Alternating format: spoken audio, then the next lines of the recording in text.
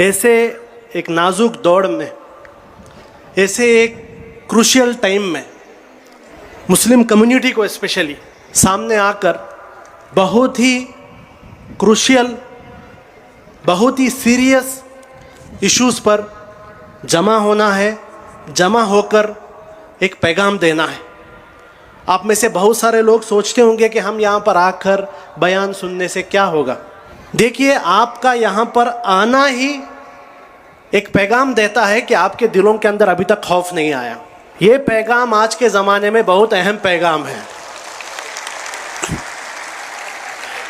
मैं मेरी बात आज शुरू करता हूँ याद कर कर मुदस्सर को और सुहेल को, वो जो शहीद जिन्होंने नबी करीम सल्लल्लाहु अलैहि वसल्लम की इज़्ज़त के लिए कल अपनी जान दे दी। हमेशा हमें याद रखना होगा, हमें याद रखना होगा वो 20 से ज़्यादा नौजवान जिन्होंने CA/NRC प्रोटेस्ट के वक्त अपनी जान दी। उस माँ ने जो आज स्टेटमेंट दिया कि अगर मुझे कोई भी फिक्र नहीं है कि मेरे बेटे की जान गई है। हम सुना करते थे कि ऐसी माएँ सिर्फ फ़िलिस्तीन में होते हैं। आज मुदस्सर की माँ ने दिखाया ऐसी माएँ इंडिया में भी होती हैं।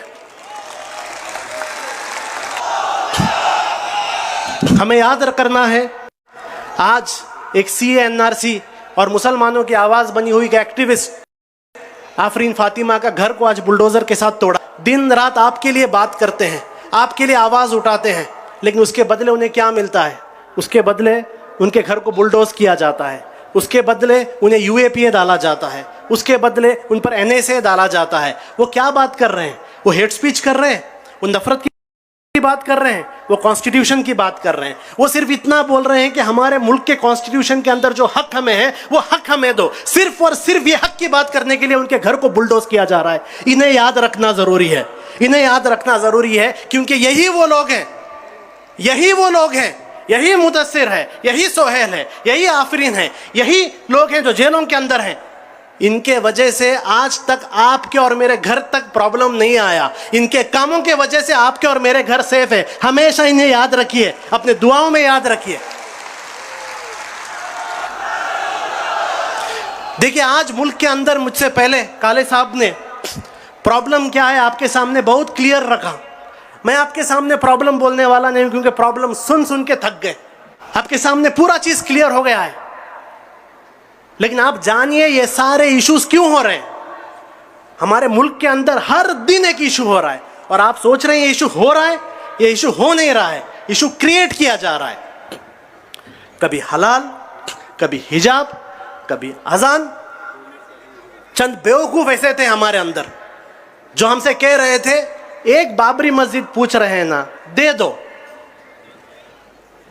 चंद थे ऐसे बेवकूफ, दे दो। हम उस वक्त कह रहे थे कि ये मामला मस्जिद मंदिर का नहीं है, ये मामला मस्जिद मंदिर का नहीं है, ये मामला इंडिया में मुसलमानों को अपने दस्तूरी हक पर जीने का है या नहीं है, इस हक का मामला है। ये बात उनकी समझ में नहीं आई। इसलिए आप देखते हैं कि एक बाबरी मस्जिद का इशू खत्म हो गया, सब लोग थे हाँ अब मुल्क के अंदर शांति आ जाएगी। एक नया इशू क्रिएट किया गया ज्ञान व्यापी का, एक नया इशू क्रिएट किया गया ईदगाह का। अब बता रहे हैं कि 36,000 ऐसे मस्जिदें हमारे लिस्ट के अंदर हैं। कितने मस्जिदें देंगे, कितने मस्जिदें देंगे? और आपको लगता है क्या ये जो लोग आपकी मस्जिदें मांगते हैं, क्या ये किसी धर्म पर विश्वास करते हैं? ये जो संघ परिवार के लोग, क्या आपको लगता है कि ये संघ परिवार के लोगों के साथ हिंदू धर्म के साथ कोई लेना देना है इनका? इनका हिंदू धर्म के साथ कोई लेना देना नहीं। आज पूरी दुनिया में अगर हिंदू धर्म का नाम कोई खराब कर रहा है तो ये संघ परिवार के लोग हैं। इनके वजह से आज पूरे दुनिया में हिंदू धर्म का नाम खराब हो रहा है।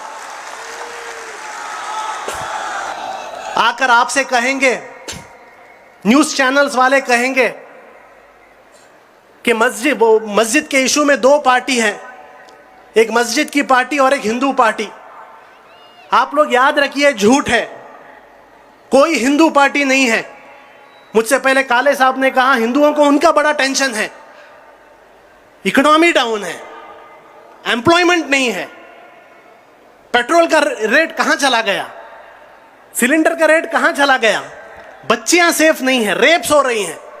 ये सारे टेंशन लेकर इंडिया के हिंदू और मुसलमान बिजी हैं। तो ये केसेस कौन कर रहे हैं? ये कोई हिंदू पार्टी नहीं है, ये आरएसएस है, याद रखिए। ये संघ परिवार है जो इशू क्रिएट कर रहा है। ये चाहते हैं आपके दिमाग में डालें कि इंडिया के अंदर हिंदू मुस्लिम प्रॉब्लम है। इंडिया के अंदर हिंदू मुस्लिम प्रॉब्लम नहीं है, कभी भी नहीं था, कभी भी नहीं था इंडिया के अंदर हिंदू मुस्लिम प्रॉब्लम। यहां पर यह संघ परिवार अपने एजेंडा को हिंदू मुस्लिम का नाम दे रहा है। आपको एकदम क्लियरिटी चाहिए कि इंडिया के अंदर हिंदू मुस्लिम प्रॉब्लम नहीं। इंडिया के अंदर अगर कोई प्रॉब्लम है, सिर्फ और सिर्फ एक प्रॉब्लम है, वो आरएसएस का प्रॉब्लम है और कोई भी प्रॉब्लम नहीं है।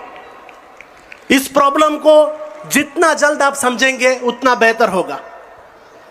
अब आप सोच रहे हैं ये पूरा मशीनरी आरएसएस इस्तेमाल कर रहा है, यहां लिंचिंग हो रहे हैं, वहां मस्जिदों का इशू हो रहा है, वहां पर अजान का इशू हो रहा है। क्यों क्यों all of a sudden Muslim community को इतने सारे इश्यूज में लोग घेर रहे हैं?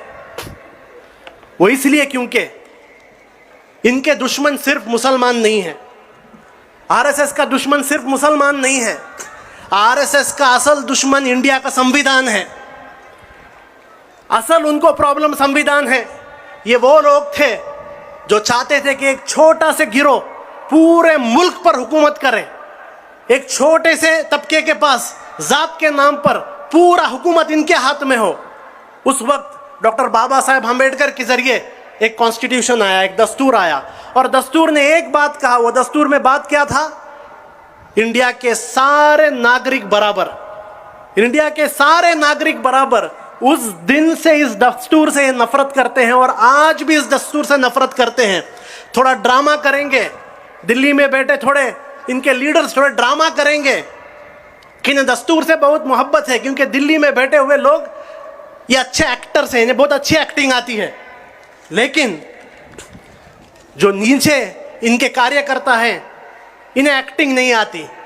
इसलिए आप देखेंगे इसी बीजेपी के एमएलए एमपीज कोई एक्टिंग नहीं कर रहे हैं। वो सीधे सीधे कह रहे हैं कि हम इस मुल्क का संविधान बदलेंगे, हम इस मुल्क का दस्तूर बदलेंगे, क्योंकि उन्हें प्रॉब्लम, आप याद रखिए, उन्हें असल प्रॉब्लम हमारे मुल्क के संविधान से है, असल टारगेट संविधान से है।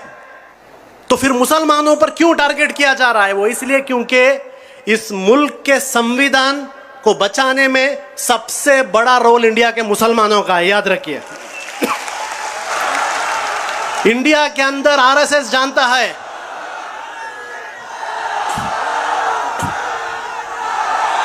इंडिया के अंदर आरएसएस जानता है कि अगर कोई एक ऐसी कम्युनिटी है जिस कम्युनिटी ने आरएसएस के साथ आज तक कॉम्प्रोमाइज नहीं किया, बीजेपी के साथ आज तक कॉम्प्रोमाइज नहीं किया, तो वह मुस्लिम कम्युनिटी है। गर्व से कहते हैं हम लोग, आज तक हमने कॉम्प्रोमाइज नहीं किया। इसलिए इतनी बड़ी एक मुस्लिम कम्युनिटी को टारगेट किया जा रहा है। और टारगेट क्या करेंगे? 25 करोड़ मुसलमान हैं, 25 करोड़ मुसलमानों का ना तो कत्ल कर सकते हैं, 25 करोड़ मुसलमानों को इंडिया से बाहर भी नहीं भेज सकते। तो क्या करेंगे? तो आरएसएस का एजेंडा है इन्हें जिंदा रखो, इन्हें इंडिया में रखो, लेकिन इनके दिल के अंदर खौफ डालो, इनके दिलों के अंदर खौफ डालो, इनके अंदर जो होप है, जो उम्मीद है, उस उम्मीद को मार दो। तो आज आप ये पूरे इंडिया में जो भी इंसिडेंट्स देख रहे हैं, इंसिडेंट्स क्या है? ये इंसिडेंट्स आपके दिलों के अंदर खौफ डालने के लिए, आपके अंदर से उम्मीद खत्म करने के लिए है।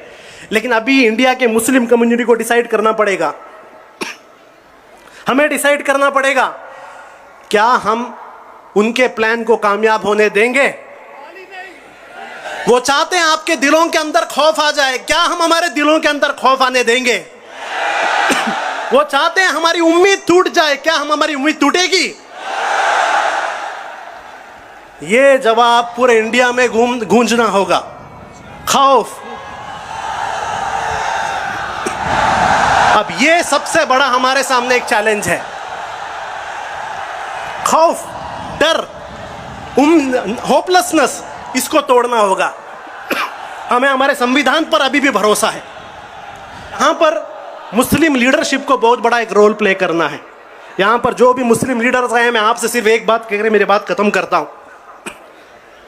वो बात यह है कि आपकी सबसे बड़ी जिम्मेदारी है नौजवानों को उम्मीद दीजिए। नौजवानों को होप दीजिए, नौजवानों को कॉन्फिडेंस दीजिए, लोकल सपोर्ट सिस्टम्स बनाइए, एक पर हमला सब पर हमला, ये कॉन्सेप्ट लेके आइए। ये जो अभी एक बुलडोजर का एक सिस्टम लेके आ रहे हैं, किसी के भी घर पर बुलडोजर आया अपने घर में बुलडोजर आया जैसा है, किसी के घर में बुलडोजर आया मेरे घर में बुलडोजर आए जैसा, ये एक नेचर बनाइए। उलमाओं से मैं कहना चाहता हूं, सिर्फ एक काम कीजिए, सिर्फ एक काम कीजिए, कौम के अंदर इज्जत और गैरत पैदा कीजिए, सिर्फ इज्जत और गैरत पैदा कीजिए। बस इतना आप करेंगे, इस कौम के अंदर आज भी वो काबिलियत है कि वो ये चैलेंजेस को फेस कर सके। मैं इसी बात से अपनी बात को ख़त्म करता हूँ। व आखिर दाना अनिल हम्दुलिल्लाहि रब्बिल आलमीन।